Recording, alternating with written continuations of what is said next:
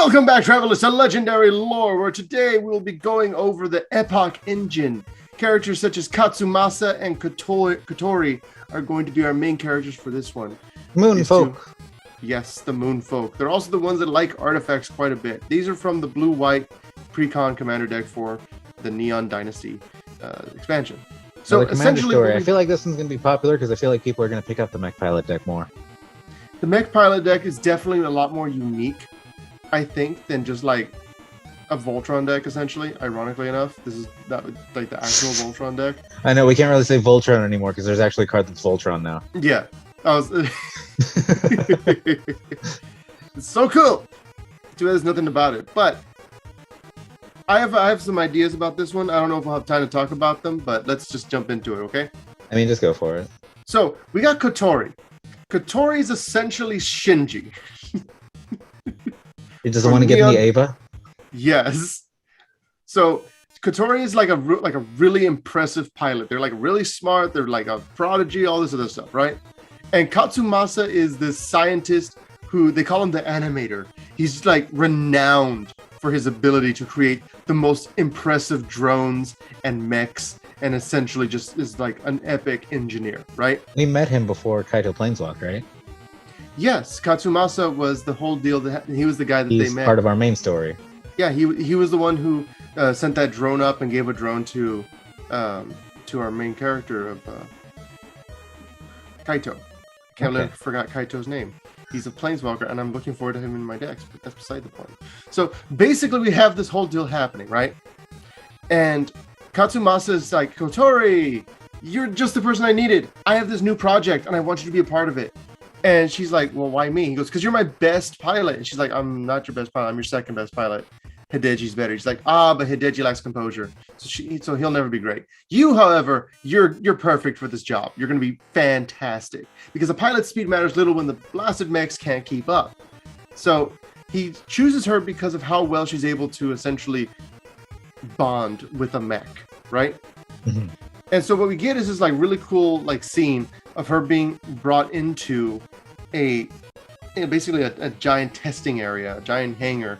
And inside this hangar, there's this platform with a giant, enormous mech with a geometric silver torso, 2 powerful legs, massive arms ending in grappling hooks, and a pair of shoulder blades that gleamed with razor-edged wings. The most beautiful part of a mech, the shoulder blades. So the guy calls it the Epoch Engine. And he says that it's going to basically be it's an Evangelion. It's his most powerful machine ever. It's this insane machine, right? Giant robot. And so Kotori, she goes onto it and she steps onto it and he tells her, look, if anything weird happens, immediately disengage and turn it off. It's very experimental. I don't want you to get in trouble with it. Do you understand? And she's like, yeah, I can do this. And so she goes inside. And there's like this whole thing, and one of the main things that this guy Katsumasa is known for is basically his illusion magic. So he's able to make all kinds of secret things happen, and nothing else goes from it. Oh wow! Yeah, so that's why nobody else knows about this giant machine. And he says, terminate if something's not right. And so as she's inside of it, she's like basically fighting some nausea. And she's like, there's all this stuff happening inside of it, and she's starting to kind of sink into it because you have to like do a mental link, kind of like the Pacific Rim robots, the Jaegers, where you basically your brain gets jacked into it, right? Mm-hmm. And so, or like Mechagodzilla. Yeah, exactly. And she's going deeper and deeper into it until she feels like it's actually her body. The machine is her body. And as she gets all the way in, she feels herself like going under waves of emotion. It says of elation, curiosity, nervousness, rage, terror. And it's all pulsing. And then she feels those single name, Shurikai. Shurikai. And so she hears it like it's like she says it hadn't even been sure it was a voice. It was more like a finger pressing a name into her mind. It was gentle and cold. And she disconnects. And she basically, when she disconnects, she realizes, okay, there's a seat, there's a viewport, I'm flesh and blood body. And Katsumasa's gesturing at her like, get down here. Like, hey, what's wrong? Yeah, I'm out. The robot was talking to my brain. Well, the thing is, Katsumasa's super excited. He's like, was it not astounding? Seamless control, near zero reaction time, powerful energy streams. And she's like, something felt different. And he goes, I wish I were a pilot. And she's like, listen, what did you do to that machine? He goes, it's a stroke of genius. And I think you've taken to the Epoch engine like a fish to water. Together, you will be the pinnacle of my life's research. I want you in training every single day. Practice as much as you breathe. I expect you to be combat ready by the end of the month. You understand? And so, basically, all that happens, and then Kotori goes through this, like a tea shop, essentially, and she's with like one of her friends, and they're talking and all this other stuff, and they're kind of going through it, and Arima's her name, and she's saying, Kotori, I do not trust Katsumasa. He's a weird guy. There's a lot of stuff going on with him that I'm not super good about. And they're basically like a little bit of an argument, but they know, like, she's like, okay, look, you think you can take it? Fine, go with it. And so what happens with Kotori is that over time, it gets harder for her to sleep. So she just gets up in the middle of the night, goes to the machine, and then bonds with it and just starts doing practice. And she's basically spending her every waking moment with this thing. Ah, yes, Kotori, Bonder Prodigy. Yeah. And as she goes through it continuously, she thinks of the two of them as one, herself in Shorokai kind of thing. And it gets to the point where, well, it says here, she probed deeper into the mech's layers, wondering if she might hear more than a name. Things came whirling into her, characters stream across her vision, an impression of her body being dismantled and reassembled, Tawashi's neon skyline, dwarfed by the branching glory of Boseiju, a bittersweet feeling of mingled confusion and curiosity. And then she says, Shorokai, are you there? Nothing comes to her. And as she's there, she starts to see things. She gets a flashback to when she was a kid of her dad saying, you have to jump in, Kotori. That's how you learn to swim. And then she gets another one. And this was not even of one of her memories. It's Kasumasa. And he's leaning over a table in his laboratory, and there's little origami drones all around his body. And then she sees her own hand rising behind him with a knife in it, and it slides into the side of his neck, and it just goes into his jugular, and there's a spray of blood as he, like confetti, and he falls to the ground. And she immediately disconnects, and she's like, hold on. Did Shorokai just tell her to kill Katsumasa? And she's like, I need to get a grip. That wasn't right. That was weird. That's not good. Why'd that happen? And so she gets out of the thing, and she spends like an entire day like, I don't want to be anywhere near that thing. But eventually, she has to, because she's sent on a mission. She's ready. And she's there with 5 Veil Shapers, an Imperial Samurai, the mech itself. And so all these guys are there. They're all working together, the Futurists and the Imperials, because they're specifically apparently going after something. And it's supposed to be a bunch of Reckoners that are getting particularly dangerous, right? But for some reason, she's noticing that these Reckoners are under a Boseiju tree. So like the Boseiju tree towers over Tawari, right? Mm-hmm. And usually they prefer to be underground, the Reckoners. They tend to be in like the underworld area, outside of the reach of the tree, outside of the reach of the Imperials, all that stuff, right? So she's kind of finding it weird that this is happening here. But it's an Imperial-led mission, apparently. And so they land. And as they get there at this area, they basically bust down the place. They go in, and they just start killing everyone around them. And they think it's really weird because all of them are dressed like monks. And then there's a disruptor wave, and all this other stuff happens, and everybody's getting knocked around. And there's a stout, gray-haired woman with wooden armor and a flexible sword who just comes out. And there's these pebbles, twigs, and strange blue lights all around her body, as if caught in a gravitational field. And it's at this point that Kotori realizes this is not a Reckoner hideout. This is an Order of Jukai hideout. Why are they attacking the Order of Jukai? There's no reason. Nothing's happening. These people didn't do anything yet. Like, obviously, there are Order of Jukai terrorists, but these guys didn't show any of that, right? Mm-hmm. And it's a bunch of, like, older people or, like, young people. So, like, they look more like refugees than anything else. And it says Kotori's head whirled. She seized manual control of Shorakai's function while the mech performed a rapid reboot. Because it just started dunking on everyone. And started like attacking everyone. Right? Mm-hmm. Because that's what it's supposed to do. But as soon as she lost control of it, it sat and basically stopped attacking. So she does a reboot and she's manually controlling it herself. And then she gets back to work. And then the systems reactivate. And then the Veil Shapers and the Samurai, they jump into the fray. And then Kotori's kind of freaking out. She's like, they're Jukai, not Reckoner. Please clarify. And she knew that the moment she sent that message, it would get to Katsumasa. And he would immediately be able to reply. Because the whole text message deal, right? 10 seconds. Ah, yes, 20 the seconds. future of Kamigawa. Texting. Yeah, pretty much. Except, of course, this is brain texting. Brain texting. Brain texting. But yeah, there's no reply. And she says, teacher, I'm confused. Please reply. Like, why are you leaving me on red? I'm here in your brain. And so there's the last Jukai, which is that old woman with all the stuff floating around her, right? And she says, you should not exist. Your creator has twisted nature into monstrosity. And so the Jukai channels a blast of water at the mech, and then Kotori, of course, shields it and then sends a flurry of darts. And the woman's able to deflect most of them with another flick of water, and the few that don't hit her wooden armor. And so basically what Kotori's seeing is that she's fighting a kami-bonded Jukai person, right? Mm-hmm. And while this is happening, Kotori Shorakai sidestep, and they attack the necklace. The necklace, which is supposed to be a bond between the woman and the spirit. And the steel fingers, instead of going to the necklace, they just straight up go into the Jukai's neck. Ah. And she just crumbles to the floor, dying. And the spirit detaches from the Jukai's body, and they coil around it in a whirlwind. Like it's a little river, basically. It's like, what the heck, bro? I was using that. And so basically it's just around the spirit is just floating around this person like in mourning, essentially.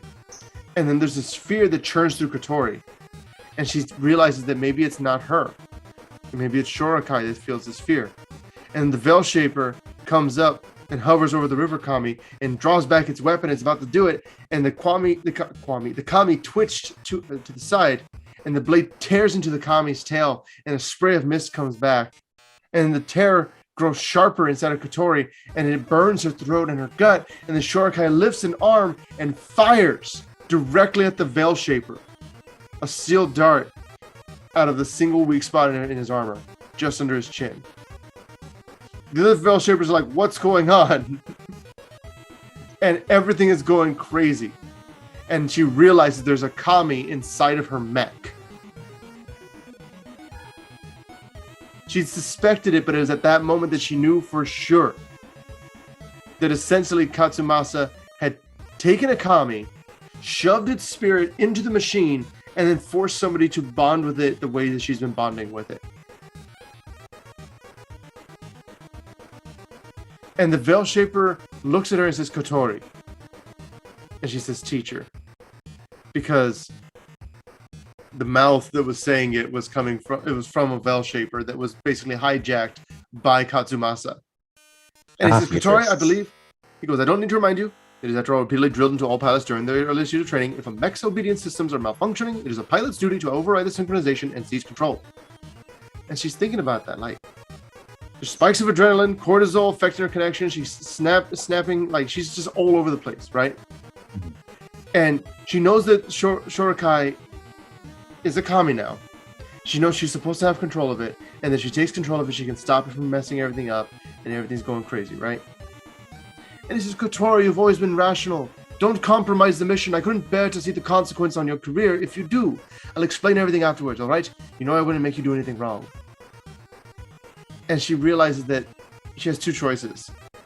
Either she could override the Shorakai, and that would basically possibly kill the Kami, could damage it in some variety of ways, but the alternative is to let Shorakai have complete control.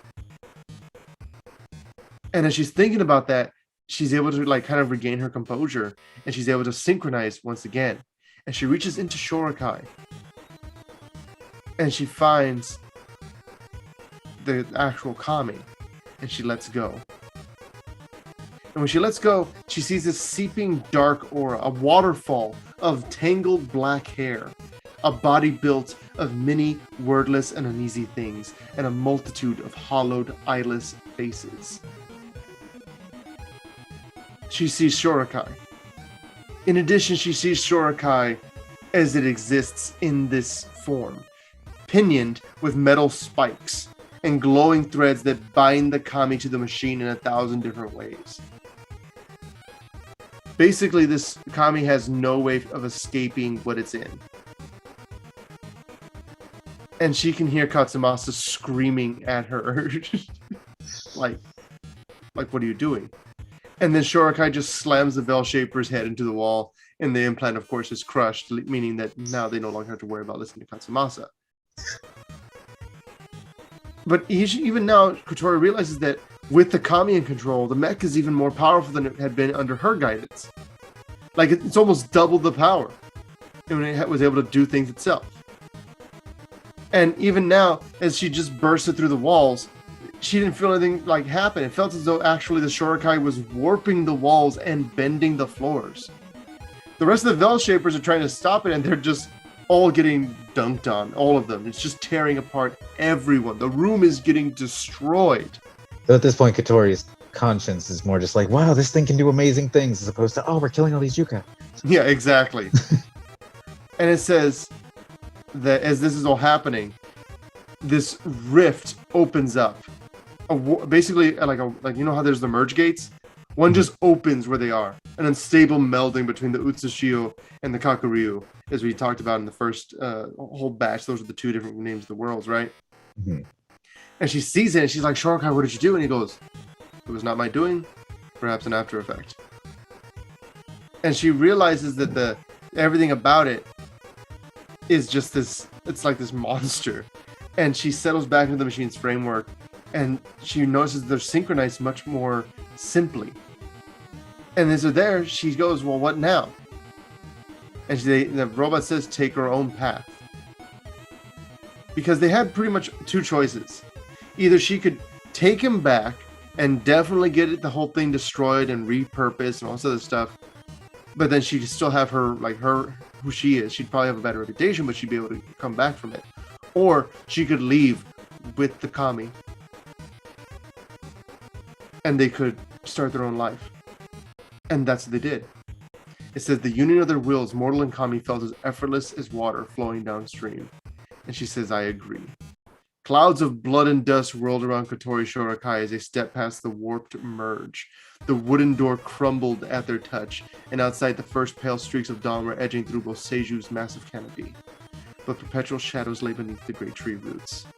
Activating their occlusion veil, they left the Jukai hideout and walked into the darkness. Occlusion, of course, being their invisibility cloak, essentially. So there's just a giant Evangelion that is invisible, just walking around Kamigawa now. Is that how the story ends? That is how the story ends. That's amazing. It's amazing. It's like, okay, it feels like this feels like the pilot for an entire show. Yeah. Like, technically, if there were like enough padding, this could be an entire first 10 episodes of a season kind of thing. Yeah. And then just leads into this whole conspiracy. And then it becomes like an explosive series. But remember how Katsumasa was there the day Tezzeret showed up? Yep. I believe there must be a connection between Katsumasa and Tezzeret, and if there's a connection between the two of them, there's most likely also a connection with the Phyrexians. And the idea of bonding spirit with metal fits with the Phyrexian ideology. And I feel like maybe this is one of the many things that were being worked on that might have had a thing. I was kind of disappointed because I thought it was going to be Phyrexian the entire time. Maybe it'll lead into something. I don't know. I don't know when we'll come back to Kamigawa again, but yeah, just this whole. Maybe we'll just see Shorakai show up on New Phyrexia. Like, hey, something told me to come here. How'd you get here? Something told me to come here. It would actually be cool if having two separate wills was able to overpower the contagion. That'd be weird. That would be cool. I'd love to see it. But yeah. Either way, thank you guys so much for watching. We're going to go ahead and catch you guys next time with some more Kamigawa. Don't miss it. Leave a like if you like the video and subscribe to catch what we're up to. It's probably some game. Yeah.